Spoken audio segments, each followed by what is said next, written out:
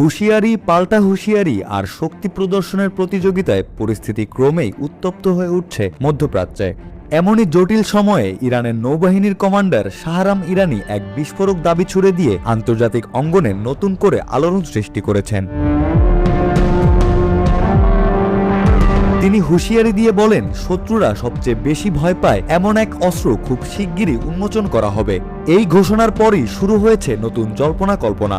Iran কি তবে গোপনে পারমাণবিক অস্ত্রের দৌড়ে চূড়ান্ত সাফল্যে পৌঁছে গেছে, নাকি এটি কেবলই ভয় দেখানোর আরেকটি কৌশল? ইরানের নৌবাহিনীর কমান্ডার শাহরাম ইরানি যে বক্তব্য দিয়েছেন তা শুধু একটি সামরিক হুঁশিয়ারি নয়, এটি মধ্যপ্রাচ্যের নিরাপত্তা পরিস্থিতিকে নতুন করে অস্থিতিশীল করার এক স্পষ্ট ইঙ্গিত। প্রশ্নটা এখন সরাসরি, ইরান কি সত্যিই এমন কোনো ভয়ঙ্কর অস্ত্র তৈরি করেছে যা শত্রুদের হার্ট অ্যাটাক করিয়ে দিতে পারে? আর সেটি কি পারমাণবিক অস্ত্র?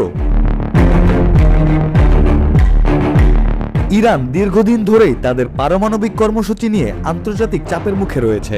ইন্টারন্যাশনাল অ্যাটমিক এনার্জি এজেন্সি বারবার তদারকি করলেও তেহরানের প্রকৃত উদ্দেশ্য নিয়ে সন্দেহ কখনোই পুরোপুরি দূর হয়নি।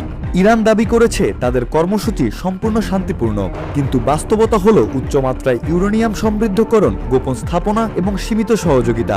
এসবই পরিস্থিতিকে আরও অস্থির করে তুলছে। তবে বাস্তব বিশ্লেষণে দেখা যায়, ইরান এখনও আনুষ্ঠানিকভাবে পারমাণবিক বোমা তৈরি করেছে এমন কোনো প্রমাণ প্রকাশ্যে নেই। অনেক বিশেষজ্ঞ মনে করেন ইরান এমন এক পর্যায়ে পৌঁছে গেছে যেখানে তারা চাইলে খুব অল্প সময়ের মধ্যেই পারমাণবিক অস্ত্র তৈরি করতে পারে। অন্যদিকে ইরানের সাম্প্রতিক সামরিক দাবিগুলো, যেমন ইউএসএস আব্রাহাম লিঙ্কনের উপর ক্ষেপণাস্ত্র হামলা বা হরমুজ প্রণালীতে নিয়ন্ত্রণ প্রতিষ্ঠা, এসবের সত্যতা স্বাধীনভাবে যাচাই করা কঠিন। অতীতে বহুবার তেহরান অতিরঞ্জিত দাবি করেছে, যা পরে প্রমাণিত হয়নি। ফলে এই নতুন ভয়ঙ্কর অস্ত্র নিয়েও সন্দেহের যথেষ্ট কারণ রয়েছে।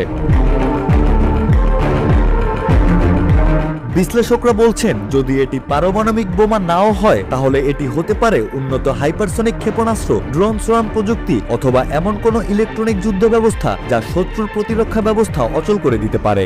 আধুনিক যুদ্ধের বাস্তবতায় এসব প্রযুক্তিও কম ভয়ঙ্কর নয়। সবচেয়ে উদ্বেগজনক দিক হল, সম্প্রতি সময়ে ইরানের ভাষা ও অবস্থান ক্রমেই আক্রমণাত্মক হয়ে উঠছে। এর মাধ্যমে তারা শুধু শত্রুকে নয়, নিজেদের জনগণকেও একটি শক্তিশালী প্রতিরোধের বার্তা দিতে চাইছে। কিন্তু এই ধরনের বক্তব্যের ঝুঁকি বিপজ্জনক, কারণ একটি ভুল বোঝাবুঝি উত্তেজনা বৃদ্ধি এবং এমনকি সরাসরি সামরিক সংঘাতের পথ খুলে দিতে পারে। বিশেষ করে মধ্যপ্রাচ্যের মতো অস্থির অঞ্চলে একটি ছোট ভুলও বড় যুদ্ধের কারণ হয়ে দাঁড়াতে পারে। ইরান কি পারমাণবিক বোমা তৈরি করে ফেলছে? সরাসরি উত্তর এখনো নিশ্চিতভাবে বলা যায় না। তবে তারা সেই সক্ষমতার খুব কাছাকাছি পৌঁছে গেছে এমন আশঙ্কা অমূলক নয়। আর এই নতুন অস্ত্র ঘোষণার নাটকীয়তা আসলে সেই চাপ ও ভয়কে আরো বাড়িয়ে তোলারই অংশ।